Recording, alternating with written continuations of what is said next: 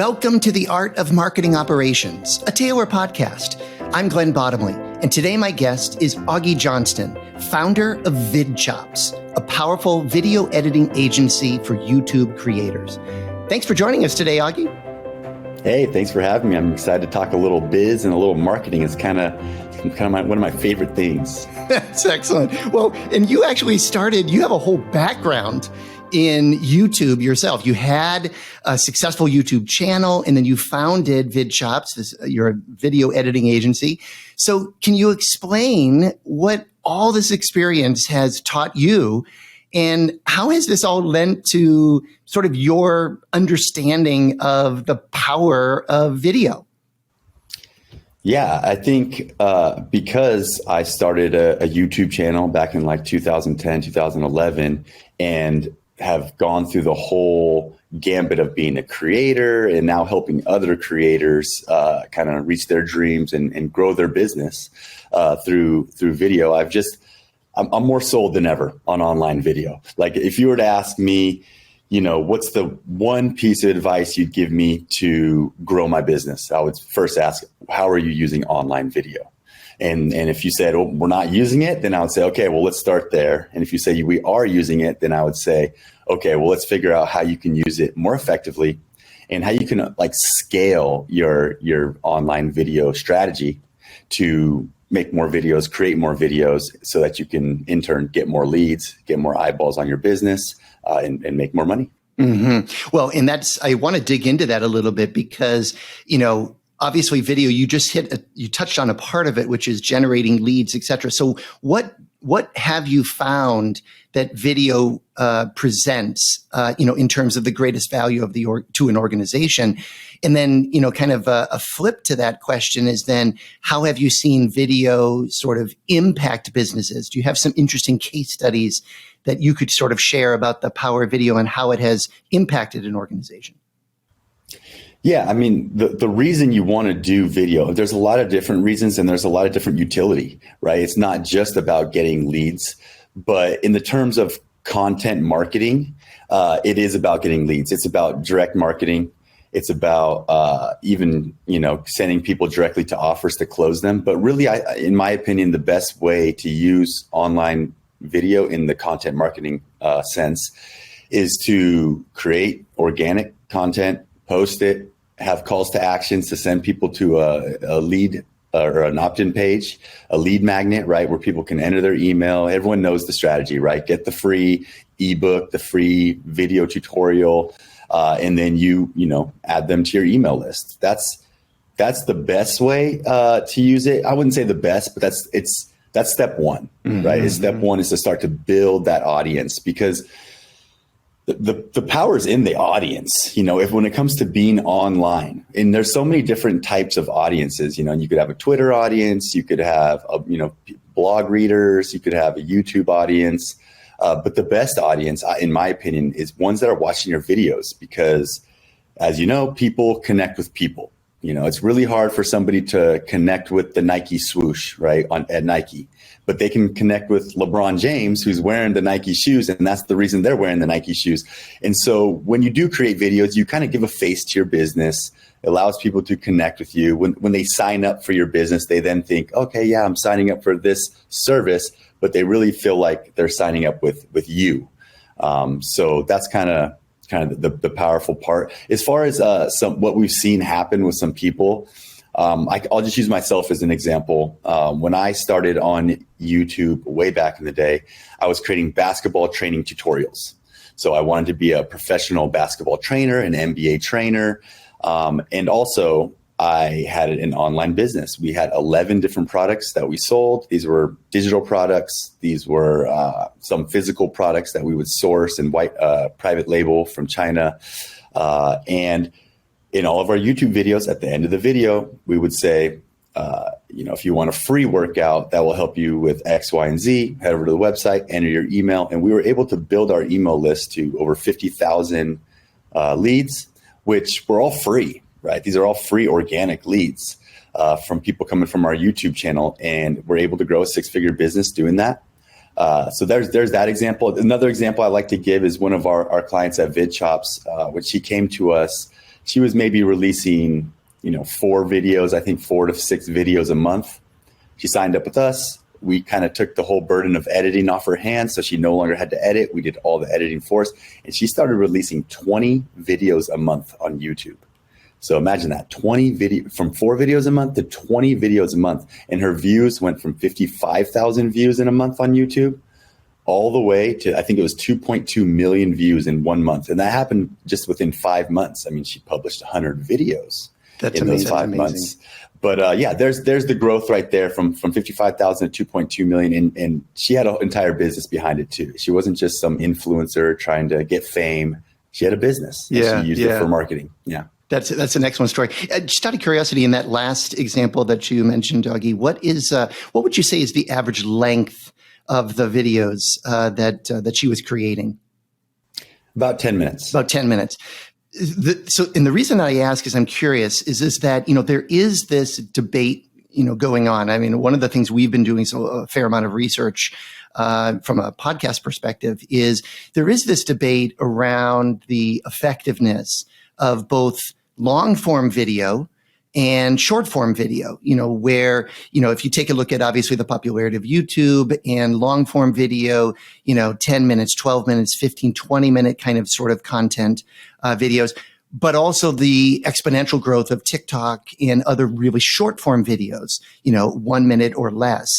So where do you think for marketing operations teams, where do you think the sweet spot is in terms of how marketing operations teams can use both to sort of drive their business forward?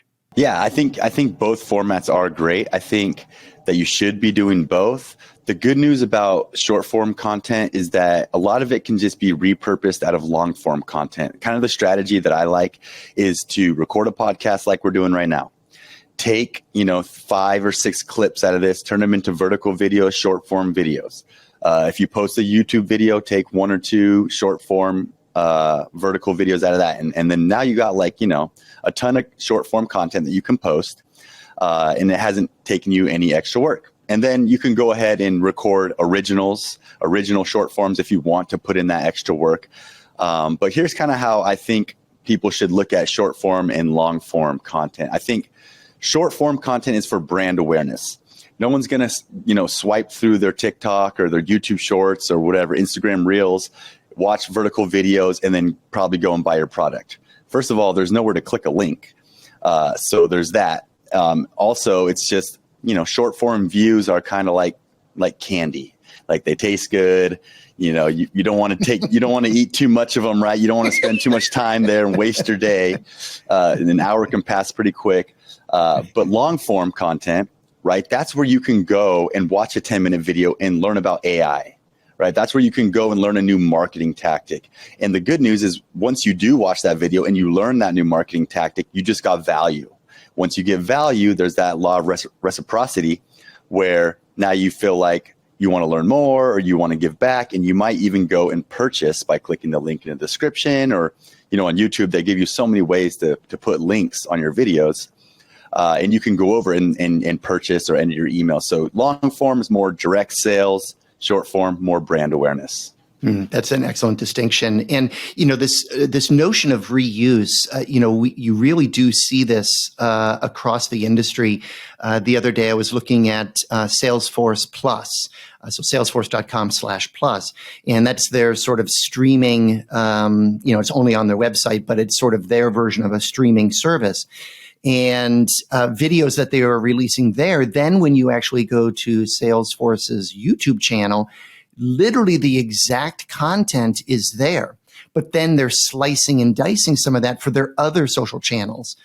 So it's exactly as you were just stating. So I find that is really, really interesting, and we're seeing obviously some of the largest marketers in the world doing exactly what you just said. So that's great reinforcement.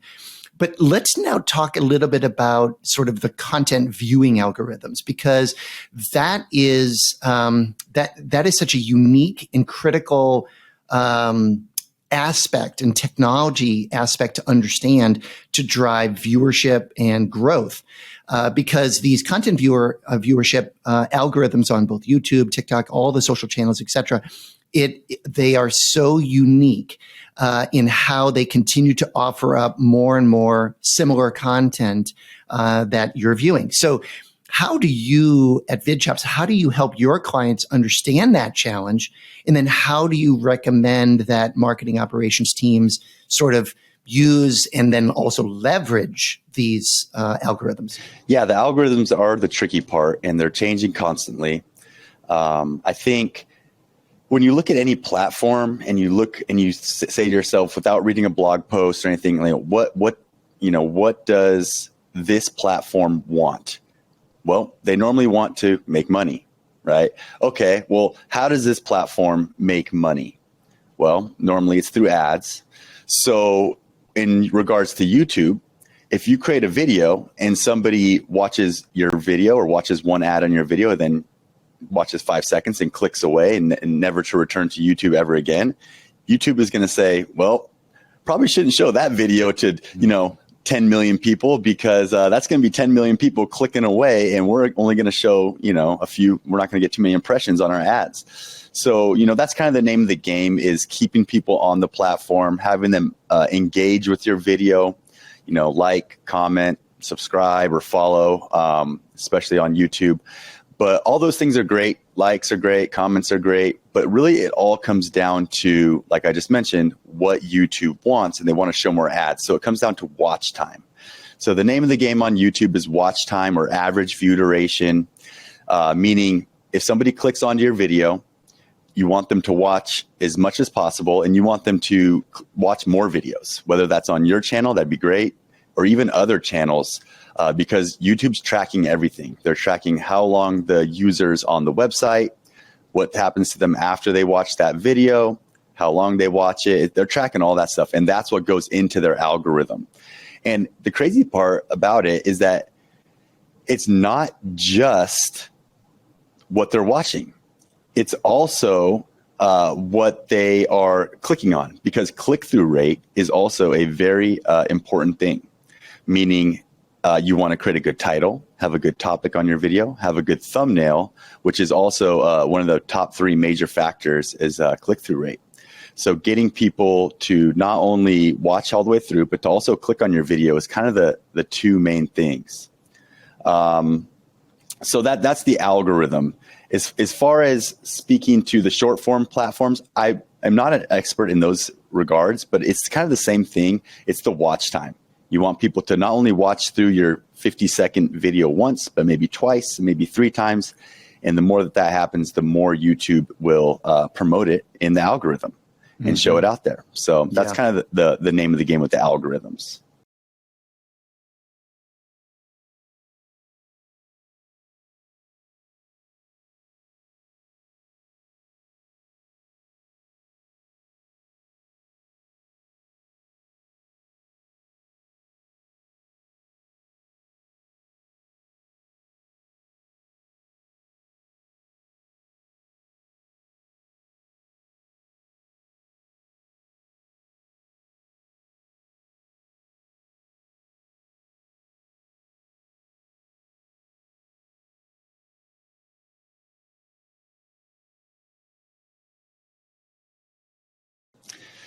Yeah, in terms of content, so I'll give you 3 kind of video types that all marketing teams should be using online. The first one is content. Okay, so what I would recommend is that you designate a person on your marketing team to be the face, right? You are going to be the content creator for our business, and you're going to be the one on camera. You're going to be the one coming up with ideas and whatever. Okay, so now you're creating content for YouTube. You're creating shorts.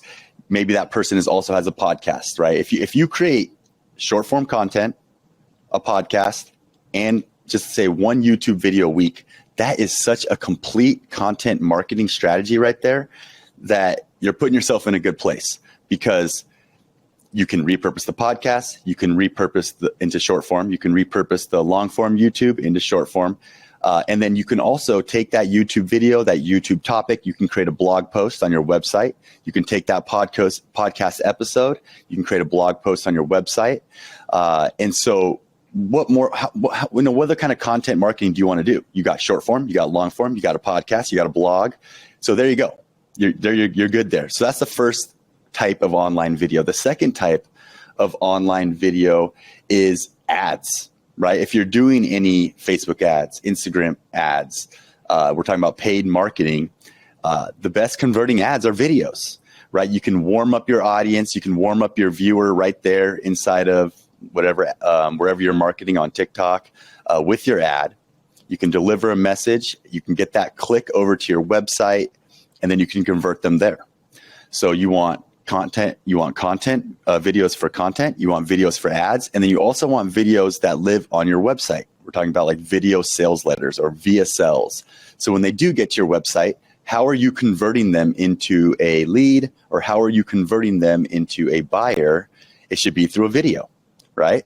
So VSLs are a whole nother ballgame, right? That's where you really dive into copywriting and marketing tactics and, hooking them in, all that kind of stuff. But if you're using those three types of online videos, content, ads, and VSLs, then you can build a giant business just through video.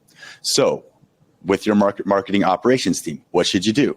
You need a small little place in your office that is set up kind of like if you're watching this video right now, like kind of what I have, where you got a studio or something, right? Or like you have as well, right? It doesn't need to be anything crazy, just somewhere where you can record videos and record VSLs. And there you go. You got the setup to grow a 7-figure business through online video.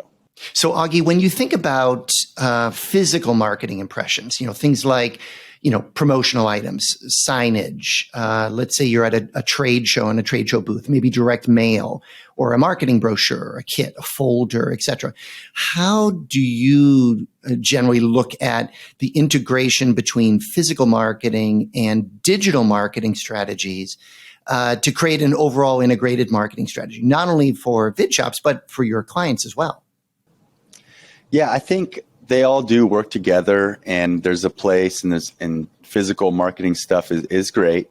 I'm not personally a huge fan of it, and I don't have much experience with it. So I'm more on the side of digital first because of the fact that it's just way more trackable, right? At this point online, you can track a user's journey online from beginning to end. And you can see, oh, look, they first saw this Facebook ad that we ran. Then they came to our website and they clicked on this blog post and they read this blog post and they were there for 8 minutes. And then they did this and that. And then 6 months later, they ran across our YouTube content and they clicked that link, and that's when they purchased. You can see all that, and you can kind of, your return on ad spend. You can get your ROAS on everything. With the physical marketing, I think it's a little bit more challenging. And like I said, I'm not an expert at that, so I don't know how you determine your ROAS on that. But I think it all works together. And I know for me personally, some of my biggest, best partnerships that we've had at Vidchops stuff have come from sponsoring, different events and stuff like that, where we make that one connection with that one partner and it doubles our business. So there's definitely tons of value in that stuff. But I like to be able to know that I'm putting $1 into my Facebook ad and getting $2 out. And, to me, that's more scalable. It's easier because you just got to create a quick video. And that's kind of where I'm at. I think, for me, you're talking to the online guy that only has lived online. I should learn more about direct mail and stuff. I'm sure there's opportunities for our business and for all that. So, maybe I should be asking you that question, but I think you should start online first and figure that out, crack that nut first, and then maybe start looking in the physical world. There you go. Augie, one question, another question that I have is, I was sort of just thinking about this, is that, a couple of months ago, we released an episode on this podcast all about artificial intelligence. We talked a lot about ChatGPT, of course, GPT-4 at the time of this airing, just released a couple of weeks ago, and has just amazing functionality and capabilities.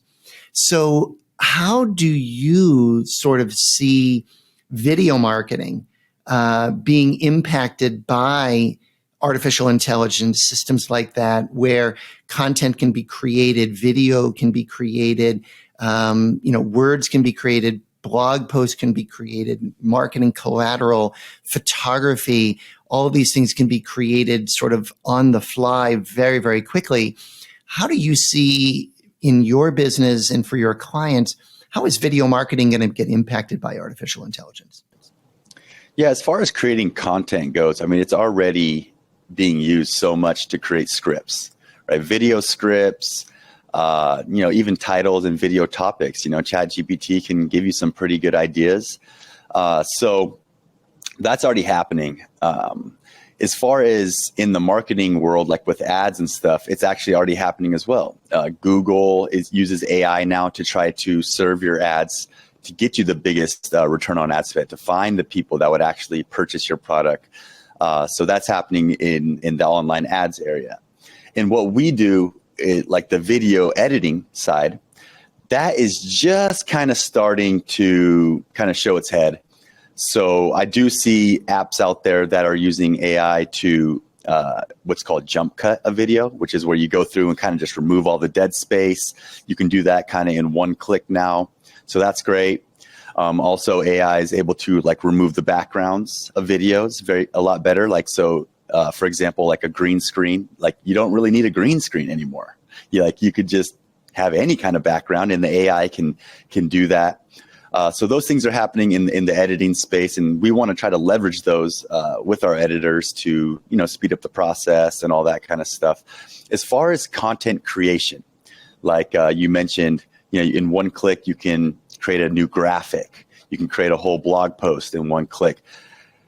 That's a few years away, I think, still, because all the stuff that I've seen where it's like an avatar talking to the camera and stuff is definitely not there yet to where it could replace an actual person.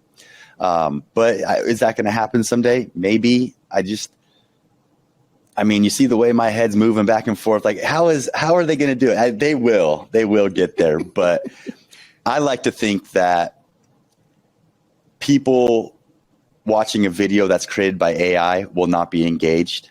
And if they know that it's AI on the other side of the camera or on the other side of the video, they will not be engaged. And that stuff just will never catch on. And that's kind of my personal opinion. Yeah. No, I appreciate that insight. That's good.